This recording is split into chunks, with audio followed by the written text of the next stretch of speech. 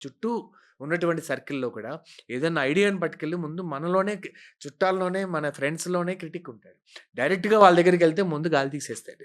అందుకని మీ డ్రీమ్ అక్కడే చచ్చిపోతది. అందుకని మీరు ముందు వాళ్ళ దగ్గరికెళ్ళిపోయే ముందు రియల్‌గా బిజినెస్ చేసే వాళ్ళకి, ప్లానర్స్‌కి, కొంత కోచింగ్ అలవాటు ఉన్న వాళ్ళకి, సో, వాళ్ళ దగ్గరికి వెళ్తే వాళ్ళు దీంట్లో ప్లస్సు, దీంట్లో మైనస్సు ఎలా చేస్తే బావుంటదో ఐడియాస్ ఇస్తారు.